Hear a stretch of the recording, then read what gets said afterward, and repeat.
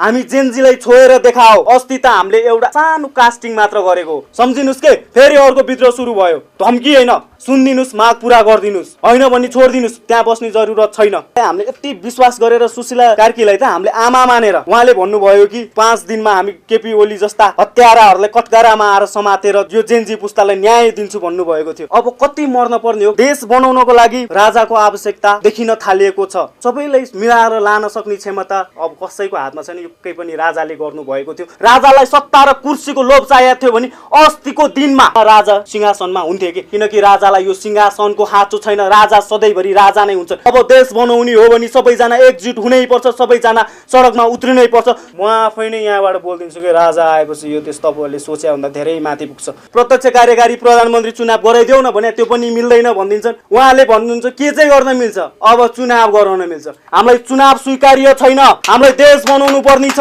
तर मलाई डर छैन, मर्न परे मर्दिउँला देशको लागि। कतिको आँखा छैन, कतिको हात छैन, कतिको खुट्टा छैन, के गरेर खान्छन् भोलिको दिनमा? हामीले महेन्द्र शासन सुनेको हो, हामीले पृथ्वीनारायण शाहको पालाको पनि दिन देखेको हो। यो कसैले सक्दैन, कसैले सक्दैन।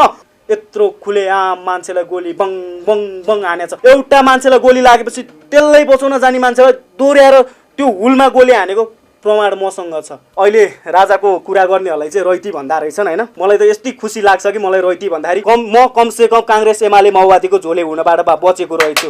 म त एउटा सच्चा नेपाली अब चाहिँ रहेछु भन्ने चाहिँ लागिरहेछ। यो हाम्रो माग के हाम्रो लागि मात्र हो? हामी घाइतेहरूको लागि मात्र हो? यो आन्दोलन के हाम्रो मात्र रह्यो र? हामी देश बनाउन लडेको हो। सच्चा राष्ट्रभक्त म, मेरो वचन कहिले पनि म खेर फाल्दिनँ। 240 वर्ष राज संस्था चलाए तेरो निरङ्कुश राजाले के गरेछ, के गरेको थियो भनेर चाहिँ क्वेसन गर्नेहरू धेरै देखियो होइन। आज नेताहरूलाई भुइँको धुलो नसम्झिनेहरूको अगाडि वीर गोर्खाली महेन्द्र राजा वीर विक्रम शाह जाँदाखेरि सबैजनाले उठेर टाउको निहुर्याउने दिन आएको थियो। हाम्रो महेन्द्र राजाले देशको शिर त्यहाँ पुर्याउनु भएको थियो। आजको देशको अवस्था कस्तो रहेको छ? स्कुलमा राजाले बनाइदिएको स्कुलमा पढेर राजनीति गरेर राजाकै विरुद्धमा बोलेर हिँड्ने नेताहरूका कुरा सुनेर को झोले को रैती भनेर झगडा गरेर मरेर मारेर लडेर एक आपसमा सामाजिक सञ्जालमा झगडा गरेर बसेर देश बन्दैन। प्रत्यक्ष कार्यकारी प्रधानमन्त्री हुने बित्तिकै सबै देश बन्छ भन्ने सोचिरहनु भएको छ नि, बन्दैन। तपाईँहरू ढुक्क हुनुहोस्, काहीँ पनि बनेको छैन है, बनेको छैन। राजै चाहिन्छ। हिजो कम्बोडियामा नि राजा फालेका थिए, हिजो बेलायतमा नि राजा फालेका थिए, हिजो जापानमा नि राजा फालेर आएका देश हो।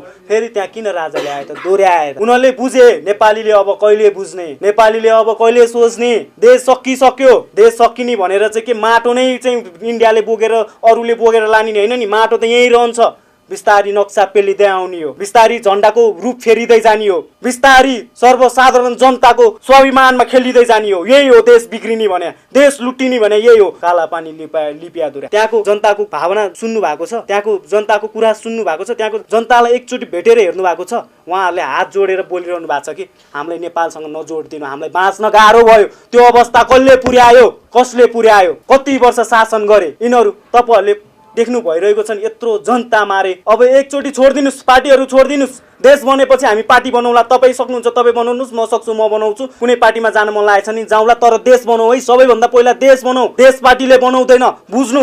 हिजो राजाले बनाएको कल कारखानाहरू बेचेर खाने पार्टीले कसरी देश बनाउँछ? आज हामीले तिरेको करमा खेल्ने पार्टीले कसरी देश बनाउँछ? कुन आधारले भन्नुहुन्छ कि एमाले देश बनाउँछ, काङ्ग्रेसले देश बनाउँछ, माओवादीले देश बनाउँछ?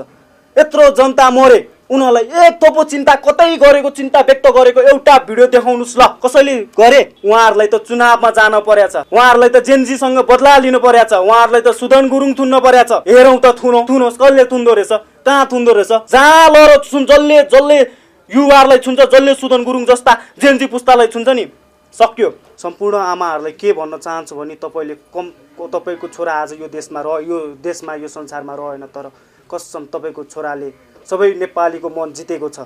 तपाईँको छोराहरू त यति खतरा हुनुहुँदो रहेछ। हामीले अहिलेसम्म वीर गोर्खाली, वीर सैनिक भनेर सुनेको थियौँ।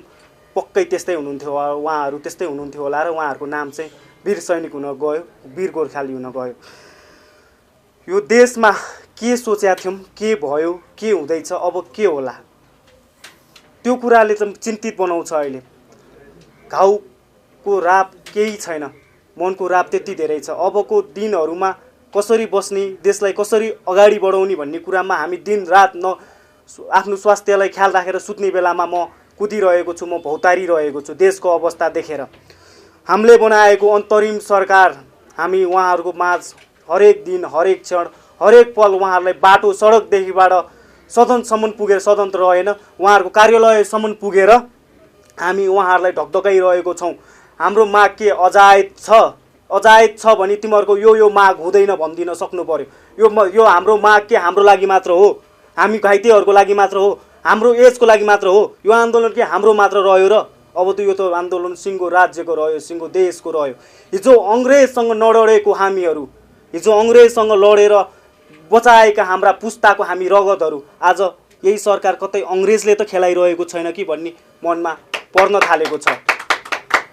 मान्छेको ज्यान त अहिले पूर्व सरकारहरूले पैसामा तोक्न थालेको देख्न पाइयो। योभन्दा अगाडि पनि धेरै मान्छेहरू मारियो, शहीद घोषणा गर्यो, 10 लाख रुपियाँ दियो। के एउटा मान्छेको ज्यान 10 लाख रुपियाँ 15 लाख रुपियाँ रह्यो? देशको पूर्वाधार मार्ने, देशको कडधारहरू मार्ने, देश बनाउने युवाहरू मार्ने, 10 लाख दिने 15 लाख दिने चुपचाप गराउन खोजेको हो कि कतै भन्ने लाग्यो। अहिले एउटा खसीको मूल्य, अहिले एउटा च्याङ्राको मूल्य चाहिँ 1.5-2 लाख रुपियाँ पर्न जाने ठाउँमा एउटा युवाको मूल्य जम्मा 10 लाख 15 लाख तोक्ने यो अहिलेको अन्तरिम सरकारसँग नि मेरो धेरै गुनासो रहेको छ। देशमा अबको प्रधानमन्त्री को आउँछ? अब हामीले कसले प्रधानमन्त्री बनाउने, अब हामीलाई कसले नेता बनाउनको लागि गएर लडेका हैनौँ। हामी देश बनाउन लडेको हो। अबको मन्त्री को होलान्, अबको प्रधानमन्त्री को होलान्? सुशीला कार्की हामीले प्रधानमन्त्री बनाउनलाई लडेको र जगदीश खरेललाई सञ्चार मन्त्री बनाउनु मन लाग्यो। गृहमन्त्री को ओम के खरियाल भन्ने बालिनको उहाँ को हुनुहुन्छ अरे भन्ने सुन्नमा आएको थियो। अब हाम्रो चाहिँ रहनु भएन, उहाँ त्यस्तो लागिसक्यो। उहाँले चाहिँ अरूलाई सुरक्षा दिनु भइरहेछ, जेनजीलाई सुरक्षा दिइरहनु भएको छैन। अहिले यति सल्बलाइरहेका छन् कि बाहिरी देश लुटाहरू, देश भडुवाहरू सुदन गुरुङलाई समातेर देखाओ न। हामी जेनजीलाई छोएर देखाओ। अस्ति त हामीले एउटा सानो कास्टिङ मात्र गरेको, पुरै ट्रेलर हाम्रो आवेग त देखेकै छैनौ तिमीहरूले। त्यो आवेग होइन हाम्रो, त्यो त नर्मल हो, नर्मल। तिमीहरूले गरेको दमनसँग लडेको हो, हाम्रो अधिकारसँग लडेको हो। हाम्रो माग अजायत छ भनी भन सरकार भन। तिमीहरूले यो माग चाहिँ पुरा, तिमीहरूले यो मागेको थियो, यो कुरामा गलत छ भनेर भन। हामीले कसका लागि मागेका छौँ? हामीले यो देशका लागि मागेका छौँ, यो देशको जनताको लागि मागेका छौँ, गाउँमा मरिरहेका किसानहरूको लागि मागेका छौँ, दिनदिनै वैदेशिक रोजगारको लागि जान बाध्य हुने युवाहरूको लागि मागेको छौँ। माग धेरै अजायत छैन। देश बनाउनको लागि हामी लड्न परे पनि, फेरि मर्न परे पनि, फेरि हामी सडकमा उत्रिन परे पनि हामी सधैँभरि तयार छौँ। हामी जेनजीहरू, सारा जेनजीहरू एक छौँ। आफ्नो माग सबैको स्पष्ट रूपमा देखाएका छौँ। सबैले हाम्रा मागहरू सुनिरहेकै छन्। अहिले म हाम्रा मागहरू पनि फेरि एकचोटि हजुरहरूको सामु सबैलाई स्पष्ट पारिदिन खोज्दैछु, म पारिदिन्छु एकछिनमा। देश कुन हालतमा गइरहेको छ भने अहिले त हामीले सोचेको जस्तो भइरहेकै छैन। झनै हामीले अन्तरिम सरकारलाई हामीले यति विश्वास गरेर सुशीला कार्कीलाई त हामीले आमा मानेर, उहाँले भन्नुभयो कि 5 दिनमा हामी केपी ओली जस्ता हत्याराहरूलाई कटघरामा आएर समातेर यो जेनजी पुस्तालाई न्याय दिन्छु भन्नुभएको थियो। हाम्रो घाउ दुखे पनि, बेहोसी अवस्थामा भए पनि हाम्रो मन हाँसेको थियो, हाम्रो मुहारमा तब खुसी देखेको थियो। तर अहिलेको अवस्थामा फेरि त्यो मुहार, फेरि न्याउरोपना आउन थालिसकेको छ।